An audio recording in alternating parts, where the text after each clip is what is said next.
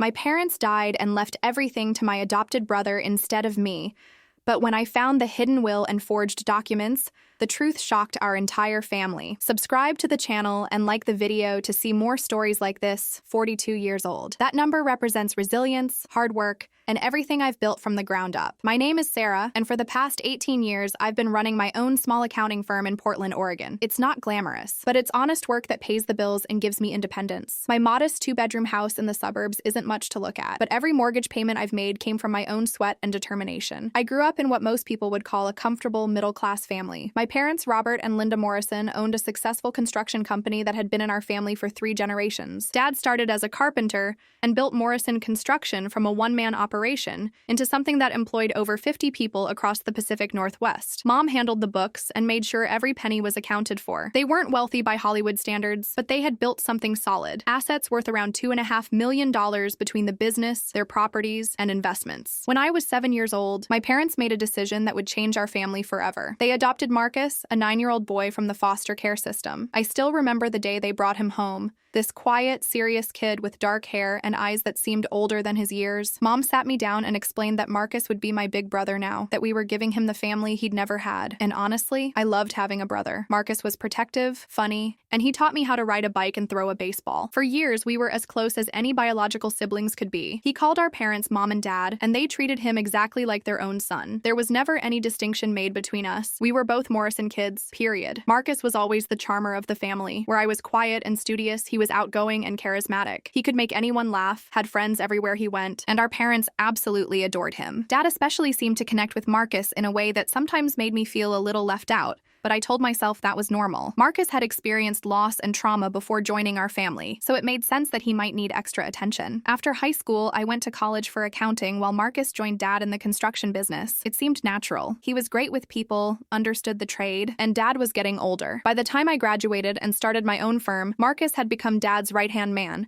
and was being groomed to eventually take over Morrison Construction. I was fine with this arrangement. I had my own career, my own life, and I wasn't interested in the construction business anyway. The plan, as far as I understood it, was that when our parents passed away, Marcus would inherit the business since he was running it, and I would receive a fair share of the other assets. It seemed reasonable and fair to everyone involved. Our parents were always very private about their financial affairs. Dad would just say things like, "You kids will be taken care of," whenever the subject came up. Mom would nod and add that they had worked with their lawyer to make sure everything was properly arranged. Neither Marcus nor I pushed for details. It felt inappropriate and morbid to discuss our parents' deaths while they were healthy and active. Everything changed 3 years ago, when Mom was diagnosed with pancreatic cancer. The doctors gave her 6 months, but she fought for 18 months before finally losing the battle. Dad was devastated. They had been married for 45 years, and he seemed to age a decade in the months after her funeral. He became withdrawn, spent more time at the office, and relied heavily on Marcus to keep the business running. I tried to be there for Dad, visiting every weekend, calling him daily and helping him sort through Mom's belongings. But Marcus lived closer and worked with him every day, so naturally, he was the one Dad leaned on most. I understood that, and I was grateful that Marcus was there to support him during such a difficult time. Dad's health declined rapidly after Mom's death. The grief seemed to accelerate everything. His diabetes became harder to control,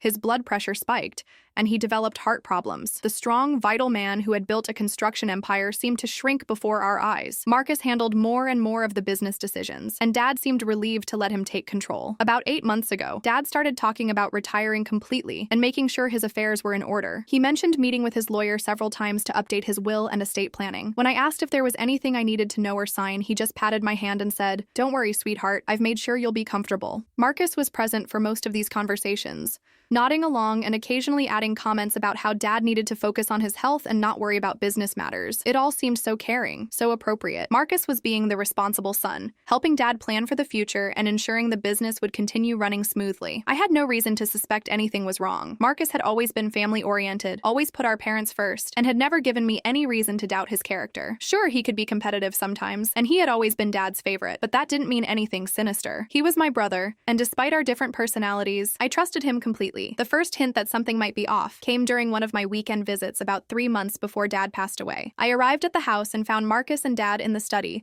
with some papers spread across the desk. When I walked in, Marcus quickly gathered up the documents, and Dad looked almost guilty. It was such a brief moment that I almost dismissed it, but something about their body language felt secretive. Just business stuff, Marcus said with his usual easy smile. Nothing exciting. Dad nodded and changed the subject to asking about my work and whether I was dating anyone. But for the rest of that visit, I noticed that Marcus seemed more attentive to Dad than usual, almost hovering, and Dad seemed tired in a way that went beyond his physical illness. Still, I pushed away any uncomfortable thoughts. This was my family. These were the people who had raised me, loved me, and supported me through everything. Marcus was probably just being extra protective because Dad was getting frailer, and Dad was probably just overwhelmed by all the decisions he had to make about the business and his estate. But that nagging feeling in the back of my mind wouldn't completely go away, especially when I started noticing how Marcus would sometimes change the subject whenever I asked about Dad's lawyer visits or what decisions they were making about the company's future. I told myself I was being paranoid, that grief and stress were making me see problems that didn't exist. After all, what possible reason would Marcus have to hide anything from me? We were family, and family looks out for each other. I had no idea how wrong I was about everything, or that the brother I had trusted my entire life had been carefully orchestrating something that would leave me questioning everything I thought I knew about the people I loved most. Dad passed away on a Tuesday morning in February, peacefully in his sleep. The doctor said his heart just gave out. After losing Mom and battling his declining health for months,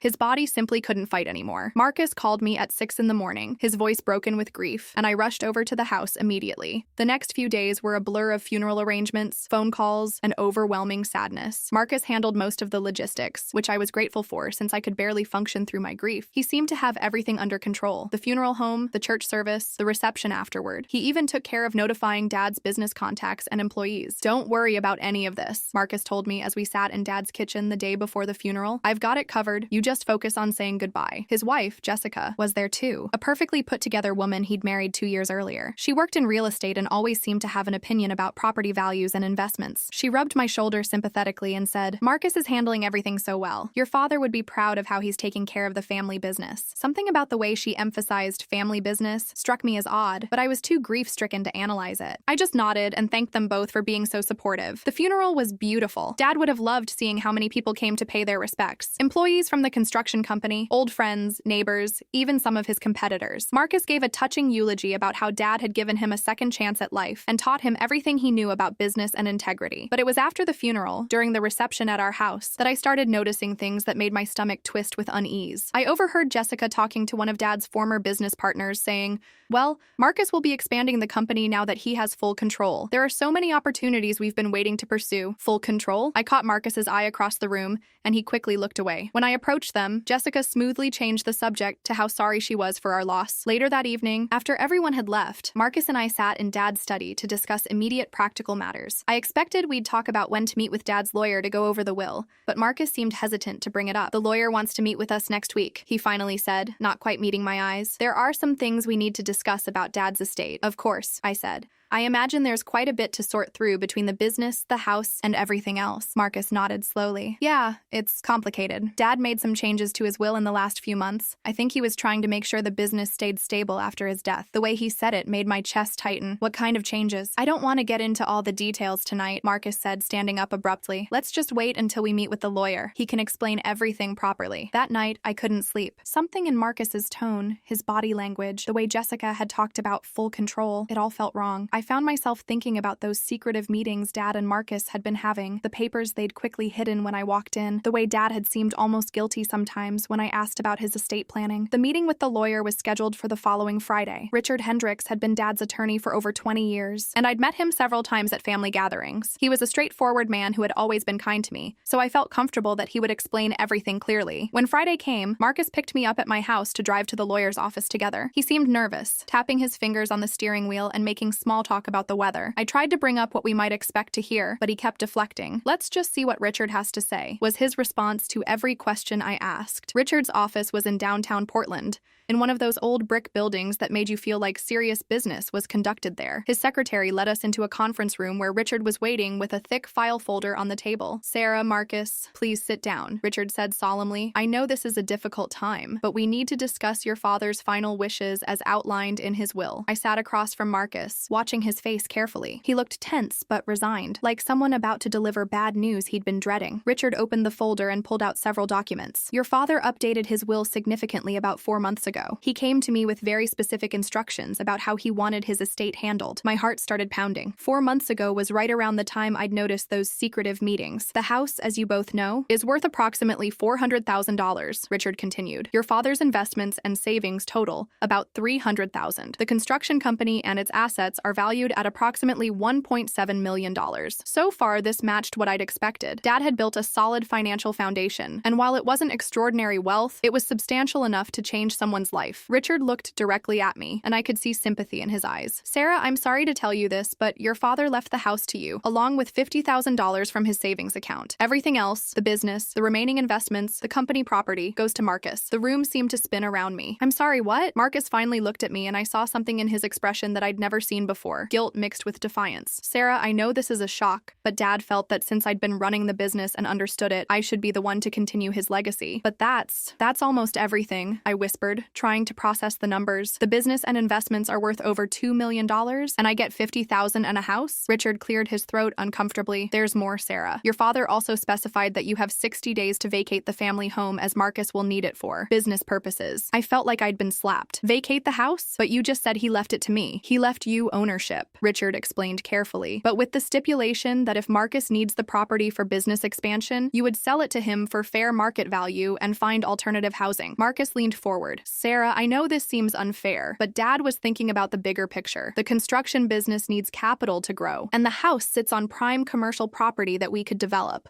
You'd get $400,000 for the house plus your $50,000. That's enough to buy a nice place somewhere else and have money left over. I stared at him in disbelief. Are you serious right now? This was our family home. Dad brought you into this house when you were 9 years old. And now you're going to tear it down for a business development? It's what Dad wanted, Marcus said firmly. I didn't make these decisions. He did. But something about his tone, the way he wouldn't quite meet my eyes, made me suspicious. Richard, can I see the will? I want to read it myself. Richard hesitated. Of course, that's your right. But I should mention that your father came to these decisions after several long conversations with Marcus about the future of the business and what would be best for the family overall. Several long conversations with Marcus, not with me. The brother I'd trusted had been in Dad's ear for months, influencing his decisions while I was kept completely in the dark. I read through the will carefully, and while the legal language was complex, the basic terms were clear. Marcus was inheriting almost everything, while I was being given what amounted to a buyout package to disappear quietly. This doesn't make sense, I said, looking up at Richard. Dad always talked about taking care of both his children equally. He never showed any favoritism about inheritance. Marcus shifted uncomfortably. People's priorities changed, Sarah. Dad was worried about the business surviving, about keeping 50 employees working. He couldn't split everything down the middle and risk the company failing. But I never wanted the business, I protested. I have my own career. We could have worked out an arrangement where you ran the company and I had a stake in it, or where the other assets were divided more fairly. Dad didn't want the complications of shared ownership, Marcus said. He wanted clean, simple succession. I looked back at Richard. When exactly did Dad make these changes? You said 4 months ago, but can you be more specific? Richard consulted his notes. The new will was signed on October 15th. Your father came in for 3 separate meetings in September and October to discuss the changes. October 15th. I remembered that date clearly because it was 2 days after I'd visited Dad and found him looking particularly tired and stressed. It was also right after I'd noticed Marcus being more secretive and protective than usual. Was I supposed to be informed about these meetings? I asked. Did Dad ever mention wanting to discuss these changes with me? Richard looked uncomfortable. Your father indicated that he had discussed his general intentions with both of you, and that you understood his reasoning. I turned to stare at Marcus. Did you tell him that? Did you tell Dad that I knew about this and agreed with it? Marcus's jaw tightened. I told him that you were focused on your own career and weren't interested in being involved with the construction business, which is true. Not being interested in running the business is completely different from agreeing to be cut out of the inheritance. My voice was rising, and I could feel tears of anger and betrayal starting to form. You're not being cut out, Marcus said defensively. You're getting the house and $50,000. That's not nothing. It's not $2.5 million either. I stood up abruptly, the chair scraping against the floor. And apparently I don't even really get the house because you're going to force me to sell it to you for your business expansion. The room fell silent except for the sound of my ragged breathing. I looked between Marcus and Richard, trying to understand understand how my entire life had been turned upside down in the span of 20 minutes. Finally, Richard spoke softly. Sarah, I understand this is overwhelming. If you'd like to contest the will, that's certainly your right. However, I should inform you that your father specifically anticipated this possibility and included language stating that anyone who challenges the will forfeits their inheritance entirely. The trap was complete. Marcus had thought of everything. I drove home from the lawyer's office in a daze, my hands shaking on the steering wheel. Marcus had offered to drive me, but I couldn't bear to be in the same car with him. The betrayal felt like a physical wound in my chest, making it hard to breathe. Everything I thought I knew about my family, about my place in it, had been a lie. That night, I called my best friend Jennifer and told her everything. She was furious on my behalf, using language about Marcus that I'd never heard her use about anyone. This isn't right, Sarah, she said. Your dad would never have done this willingly. Marcus manipulated him while he was grieving and sick. But what can I do? I asked, pacing around my small living room. Richard said if I contest the will, I lose everything. There has to be something, Jennifer insisted. People don't just completely change their minds about inheritance without reason. Something doesn't add up. Her words stuck with me over the weekend. I kept thinking about those secretive meetings, Dad's guilty expressions, the way Marcus had suddenly become so controlling about access to Dad in his final months. On Monday morning, I called in sick to work and drove to Dad's house, the house that was supposedly mine but that I apparently had to vacate in 53 days. Marcus was at the construction office and I still had my key. Walking through those familiar rooms felt surreal, knowing that Marcus was planning to tear it all down for some business development. I found myself in Dad's study, sitting in his old leather chair and trying to understand how everything had gone so wrong. That's when I noticed that Dad's filing cabinet was unlocked, which was unusual. Dad had always been meticulous about securing important documents. I opened the top drawer and found it mostly empty, except for some old tax returns and insurance papers. The bottom drawer was the same, just a few scattered documents where there used to be neat, organized files. Someone had cleaned out Dad's personal papers. Recently, I searched the desk and found something interesting in the bottom drawer. Dad's old appointment calendar from last year. Flipping through it, I could see his handwriting marking various doctor appointments, business meetings, and family visits. But what caught my attention were the numerous entries marked M.W. Richard, starting in September. M.W. could only be Marcus and Will. Dad had been meeting with the lawyer multiple times, just as Richard had said. But what was strange was that several of these appointments were scheduled for times when I distinctly remembered Dad telling me he was going to doctor appointments or business meetings. He had been lying to me about what he was doing. Even more interesting was what I found written in the margins of some of these entries. Dad's handwriting was getting shaky in his final months,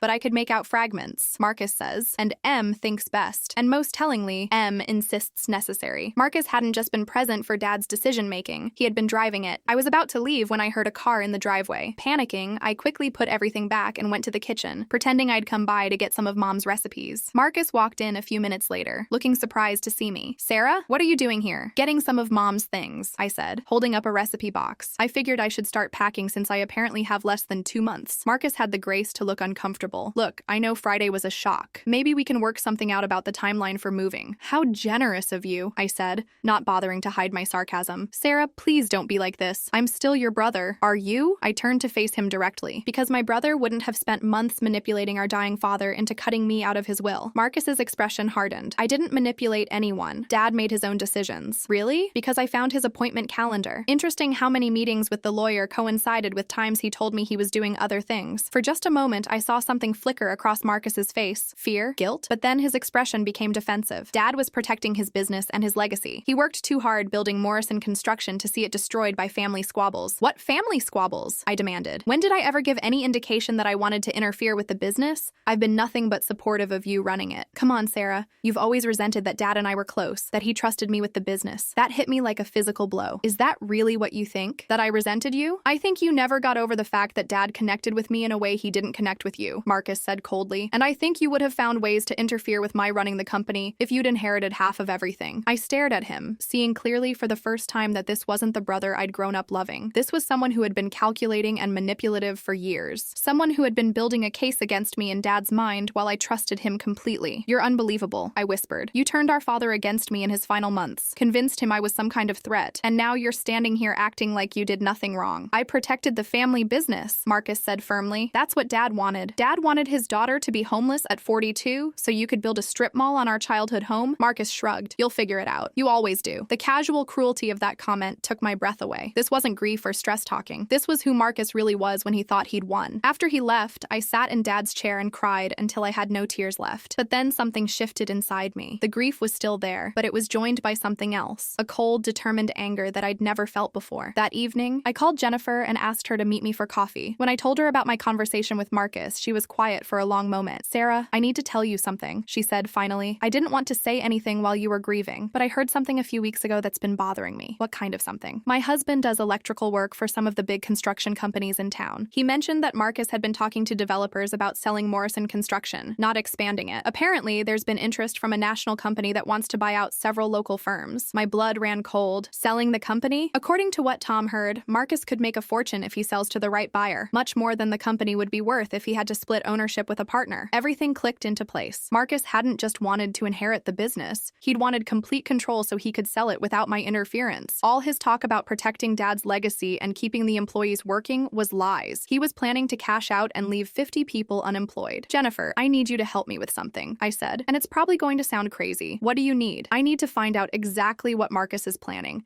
And I need to document everything. Because if he thinks he's going to destroy Dad's life work and leave me with nothing, he's about to learn that he seriously underestimated his little sister." Over the next 3 weeks, I began what I can only describe as the most thorough investigation of my life. I took vacation time from work and dedicated myself to understanding exactly what Marcus was up to. Jennifer's husband, Tom, was incredibly helpful. Through his contacts in the construction industry, we learned that Marcus had indeed been in talks with Meridian Development, a national company that specialized in buying up family construction businesses and either absorbing them into their corporate structure or stripping them for assets. But that wasn't all. Tom also discovered that Marcus had been using company funds to finance his personal investments, including a rental property he and Jessica had bought 6 months earlier. He'd been essentially embezzling from Dad's company while Dad was dying. I also reached out to some of Dad's longtime employees, people who had worked for Morrison Construction for decades. What I learned made me sick to my stomach. "Your dad was so confused in those last months," said Bill Patterson, Dad's former foreman. "Marcus kept telling him that you were asking questions about selling the business, that you were worried about the company's finances. Your dad was stressed about it, kept saying he needed to make sure the business stayed stable." Another employee, Maria Santos, who handled the office management, told me something even more disturbing. "Marcus had been showing your dad these financial projections that made it look like the company was in trouble. He kept saying that without major changes,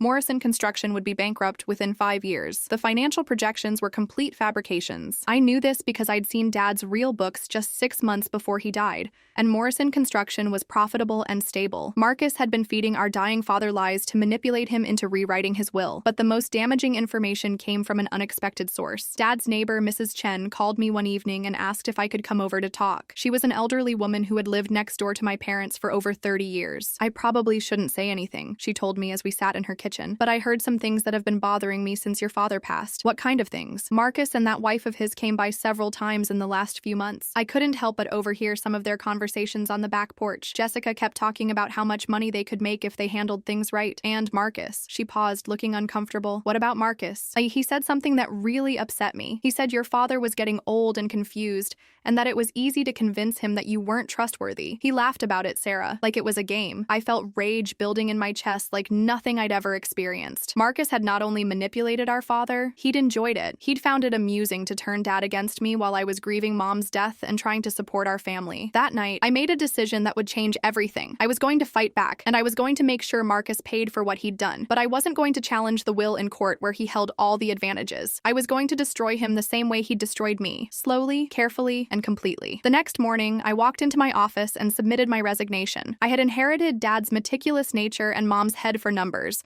and I was going to use every skill I'd learned in 18 years of accounting to unravel Marcus's entire scheme. Because while Marcus thought he'd won by getting me out of the inheritance, he'd made one crucial mistake. He'd forgotten that I was a forensic accountant who specialized in finding financial irregularities, and I was about to find all of his. For the next 6 weeks, I worked with the focused intensity of someone who had nothing left to lose. I'd submitted my resignation at the accounting firm, cashed out my small retirement account, and dedicated every waking hour to building an airtight case against Marcus. What I discovered was worse than I'd ever imagined. Using my professional contacts and forensic accounting skills, I was able to trace financial irregularities going back almost 3 years, right around the time Mom was diagnosed with cancer. Marcus hadn't just embezzled money for his rental property purchase. He'd been systematically siphoning funds from Morrison Construction to finance a lifestyle that his salary couldn't support. The rental property was just the beginning. Marcus and Jessica had also purchased a luxury SUV, taken expensive vacations, and invested in what appeared to be a day trading account, all funded by money stolen from the company Dad had spent his life building. But the most damning evidence came from Marcus's own electronic communications communications. Jennifer's husband, Tom, had a friend who worked in IT security, and through some creative social engineering, we were able to access Marcus's email records from the months leading up to Dad's death. What I found there made me physically sick. Email after email between Marcus and Jessica,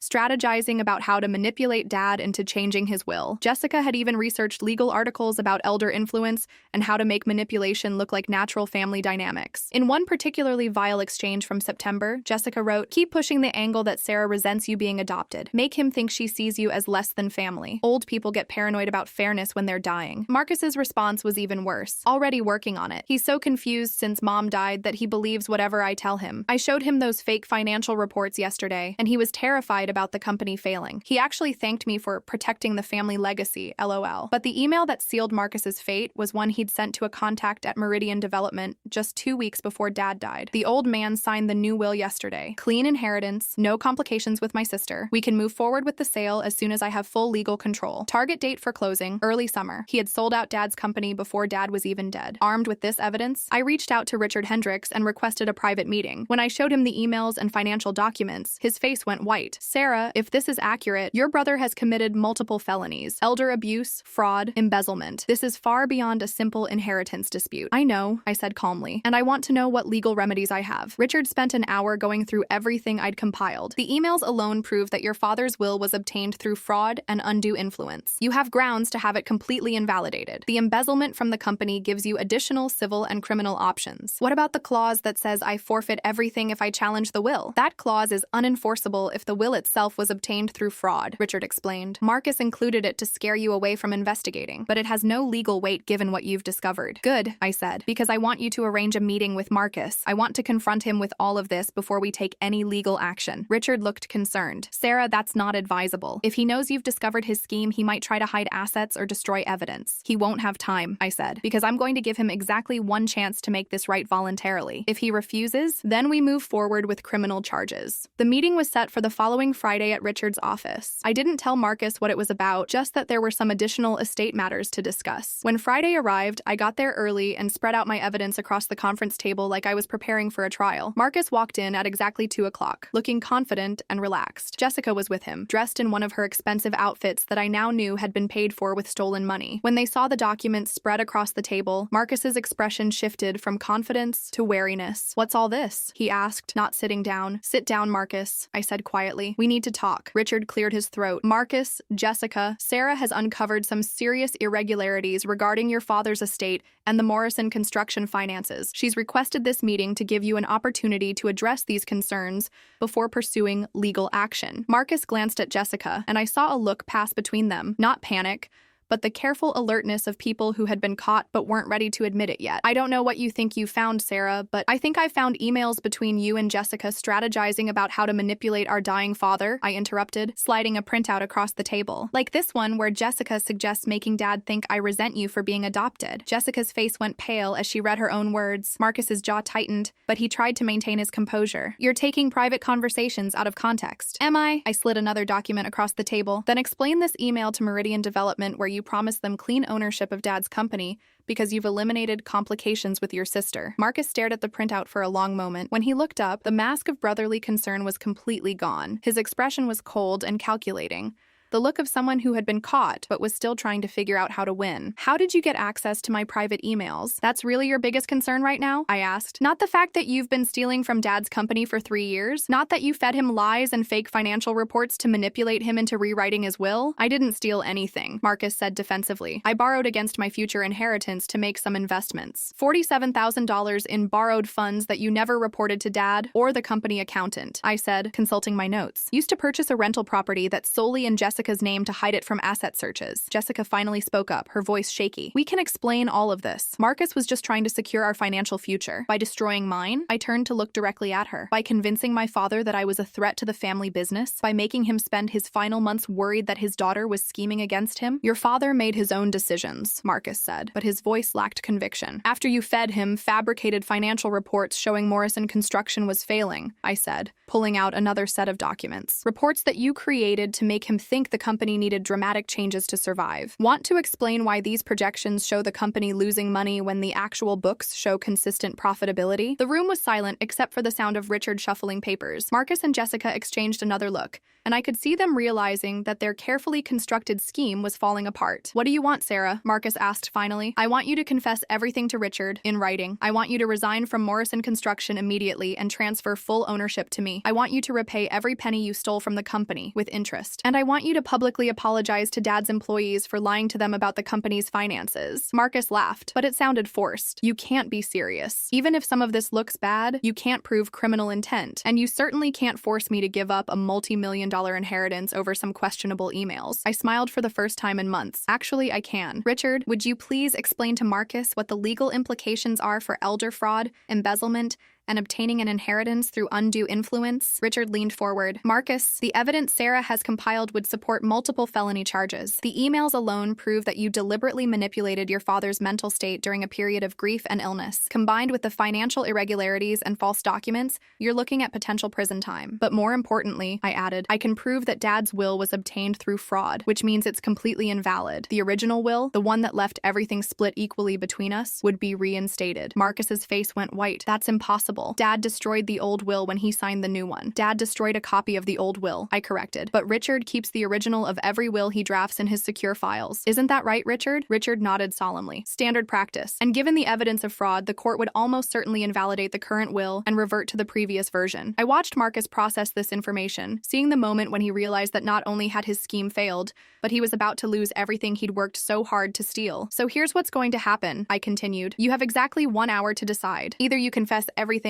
and we work out a settlement that keeps you out of prison, or I file criminal charges this afternoon and let the justice system handle it. Your choice." Jessica grabbed Marcus's arm. "We need to think about this. We need a lawyer." "You're welcome to call a lawyer," I said, "but the offer expires in 1 hour regardless. And just so we're clear, if you choose to fight this, I will make sure that every employee at Morrison Construction, every business contact Dad had, and every person in this community knows exactly what you did to a dying man who loved you like a son." Marcus stared at me for a long moment, and I could see him trying to find some angle, some way to turn this back in his favor. But the evidence was too overwhelming, and we both knew it. "I need to speak with Jessica privately," he said finally. "You have 57 minutes, I replied, checking my watch. After they left the room, Richard looked at me with something like awe. "Sarah, I have to say I've never seen someone build a case this thoroughly. You could have been a prosecutor." "I learned from Dad," I said. "He always told me that if you're going to do something, do it right the first time." When Marcus and Jessica returned 45 minutes later, they looked like they had been through a war. Marcus's confidence was completely gone, replaced by the hollow expression of someone who had lost everything. "We'll take the settlement," he said quietly. The settlement negotiations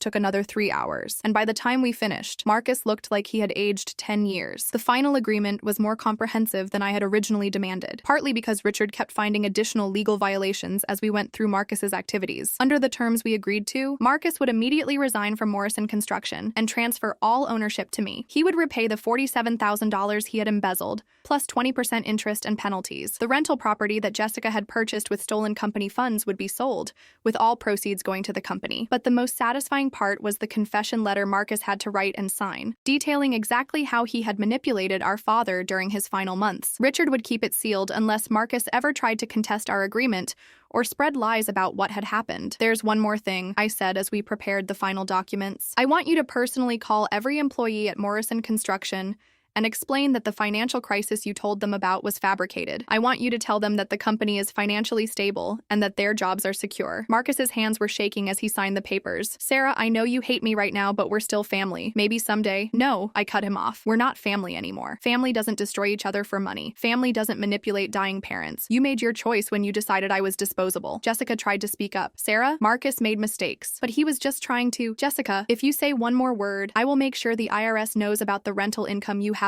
been reporting," I said calmly. "I suggest you focus on figuring out how you're going to pay your bills once you have to sell that property." The color drained from her face. Apparently, in all their scheming, they hadn't been careful about tax reporting either. Within a week, the legal transfers were complete, and I found myself the sole owner of Morrison Construction. Walking into the company office for the first time as the boss was surreal. The employees had been told that Marcus was stepping down for personal reasons, and that I would be taking over operations. Bill Patterson, Dad's old foreman, was the first to approach me after the staff meeting. "Sarah, I I have to say, I'm relieved you're taking over, he said. Marcus had been acting strange lately, making decisions that didn't make sense. We were all worried about the company's direction. What kind of decisions? I asked, though I suspected I already knew. He'd been talking about major layoffs, cutting benefits, selling off equipment, said the company was in financial trouble, but the numbers never added up to those of us who'd been here for years. Maria Santos joined our conversation. He also brought in some consultant last month who was asking a lot of questions about our client contracts and equipment values. It felt like someone was evaluating us for a sale. Everything confirmed what I'd suspected. Marcus had been laying the groundwork to sell Morrison Construction to Meridian Development,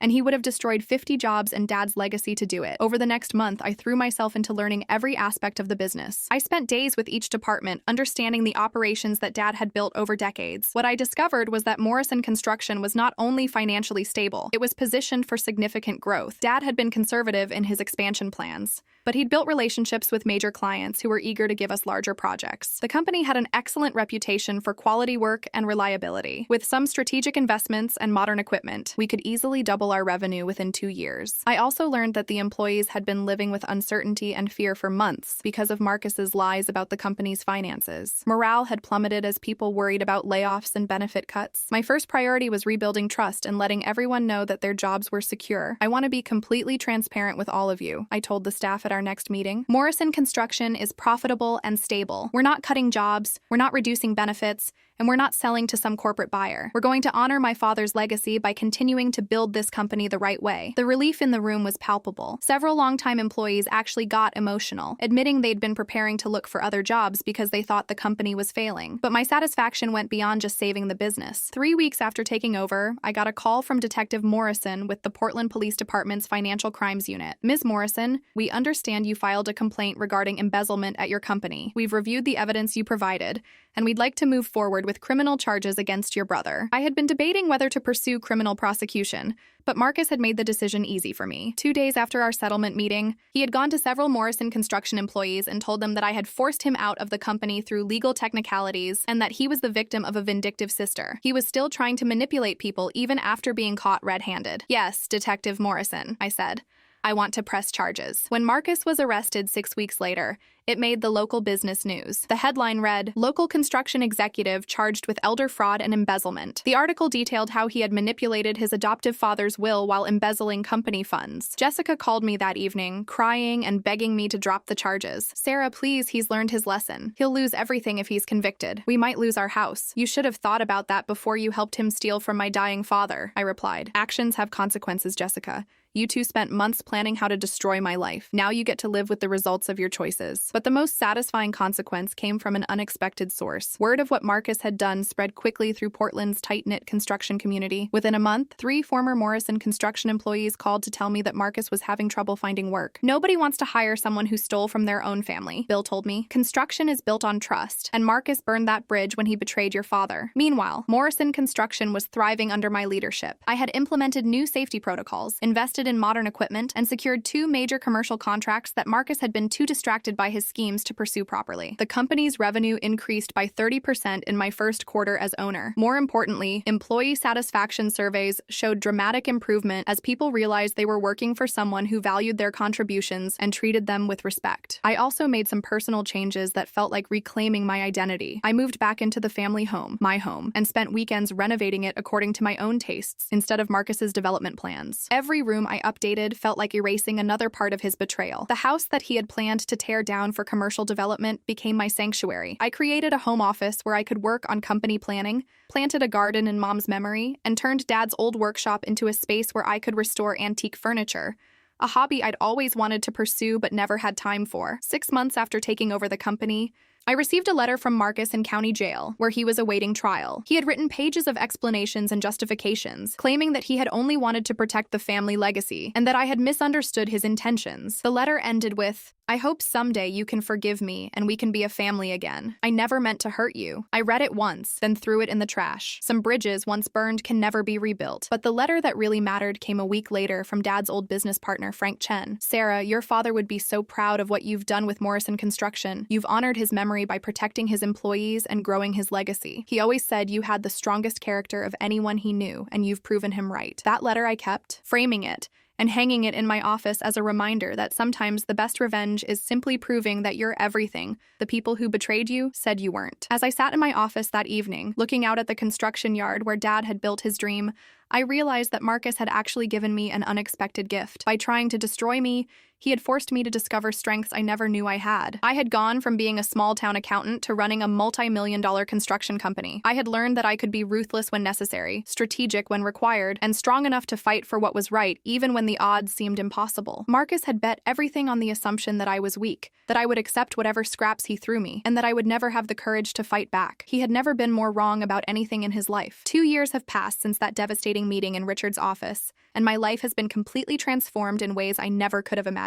As I sit in my corner office at Morrison Construction, the same office where Dad used to plan his projects, I can hardly believe how much has changed. The company has grown beyond Dad's wildest dreams. We now employ 73 people, up from the original 50, and we've expanded into sustainable construction and green building technologies. Last month, we won a contract to build Portland's first net-zero commercial complex, a project worth $12 million. Dad would have been amazed to see his small family construction company becoming a leader in environmental building practices. But the growth isn't just about numbers, it's about the people. Maria Santos, who used to worry about layoffs under Marcus's lies, is now our operations manager and has implemented efficiency improvements that saved us over $200,000 last year. Bill Patterson trained 3 new foremen and helped us establish an apprenticeship program that's giving young people careers in skilled trades. Every success feels like a vindication of Dad's vision and a rejection of Marcus's plan to destroy it all for quick money. Marcus's trial concluded 8 months ago. He was convicted on multiple counts of elder fraud, embezzlement, and forgery. The judge sentenced him to 3 years in prison and ordered him to pay full restitution to Morrison Construction, money that we used to establish the Robert Morrison Memorial Scholarship for students pursuing careers in construction and engineering. Jessica divorced him before the trial ended and moved back to California to live with her parents. I heard through mutual acquaintances that she's working as a receptionist at a dental office and struggling to rebuild her life. Sometimes I feel a flicker of sympathy for her, but then I remember how enthusiastically she participated in manipulating my dying father, and the sympathy fades. The most satisfying part of Marcus's downfall wasn't the criminal conviction. It was watching him realize that every bridge he'd burned would stay burned. During the trial, several character witnesses testified about his manipulation and dishonesty. Former friends and colleagues publicly distanced themselves from him. The construction community that Dad had spent decades building relationships with completely rejected Marcus once they learned what he'd done. He had traded a lifetime of respect and family love for money that he never even got to enjoy. But my transformation goes far beyond just business success. I've discovered strengths and capabilities that I never knew I possessed. The quiet, accommodating person who used to avoid conflict has become someone who stands up for what's right, no matter how difficult it might be. I've also learned to trust my instincts. Looking back, there were so many signs that Marcus was manipulating Dad. The secretive meetings, the changes in Dad's behavior, the way Marcus deflected my questions. But I ignored those instincts because I wanted to believe the best about my family. I'll never make that mistake again. 6 months ago, I started dating again for the first time since the whole ordeal began. David is a structural engineer who works with several construction companies in the area. When I told him my story, his response was simple. "You're exactly the kind of person I'd want as a business partner and a life partner. Someone who fights for what's right and doesn't give up when things get difficult." It was the first time in years that someone saw my strength before they saw my vulnerability. I've also reconnected with extended family members who had been kept away by Marcus's manipulations. Dad's brother, Uncle Tom, called me last Christmas and said, "Your dad used to worry that Marcus was too charming for his own good, that he might take shortcuts instead of doing things the hard way. But he always said you had integrity that couldn't be bought or broken." Learning that Dad had seen through Marcus's charm, at least partially, was both heartbreaking and validating. It made me wonder if Dad's final months might have been different if I had been more assertive about staying involved in his decisions. But I've learned not to torture myself with what-ifs. Instead, I focus on what I can control and what I've built from the ashes of Marcus's betrayal. The house that Marcus planned to tear down has become my sanctuary. I've renovated every room, planted gardens that bloom year-round, and created spaces where I can entertain friends and family. Last summer, I hosted a company barbecue in the backyard, and watching 73 employees and their families enjoying themselves on the same property Marcus wanted to destroy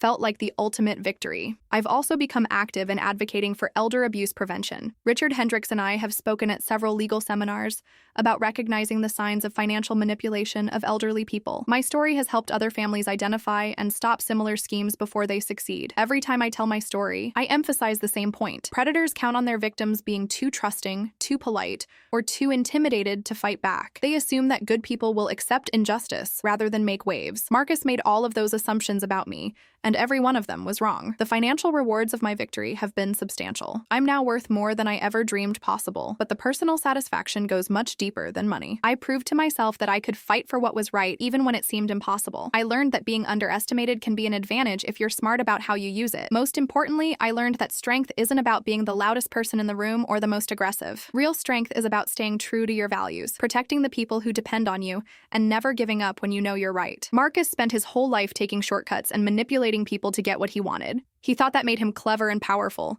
but in the end, his shortcuts led him to a prison cell, while my commitment to doing things the right way led me to success beyond anything he could have achieved. Sometimes I wonder if Marcus ever realizes the irony of his situation. He destroyed our family and betrayed Dad's trust to get control of a construction company worth $2 million.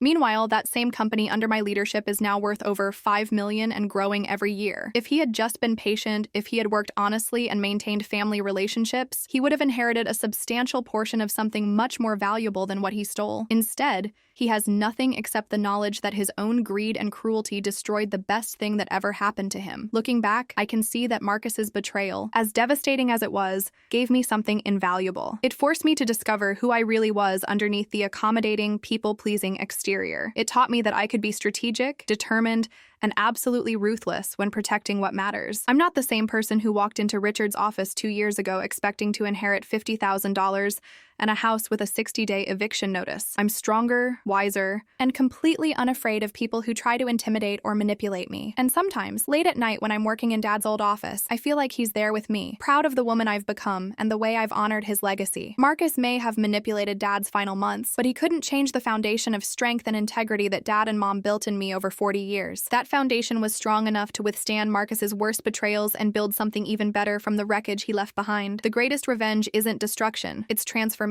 Marcus tried to destroy me and succeeded only in revealing strengths I never knew I had. He tried to steal my inheritance and ended up giving me something far more valuable: the knowledge that I can overcome anything and the confidence to build the life I truly want. Today, I'm exactly where I'm supposed to be, doing work that matters, surrounded by people who respect and value me. I built this life not in spite of Marcus's betrayal, but because of what it taught me about my own capabilities. And that's a victory he can never take away from me. What do you think about this story? Have you ever faced a situation where someone close to you betrayed your trust for their own gain? Sometimes the people who try to tear us down end up showing us how strong we really are. Share your thoughts in the comments below. I'd love to hear if you've experienced something similar or how you've overcome betrayal in your own life. Thank you for reading my story and for all your support.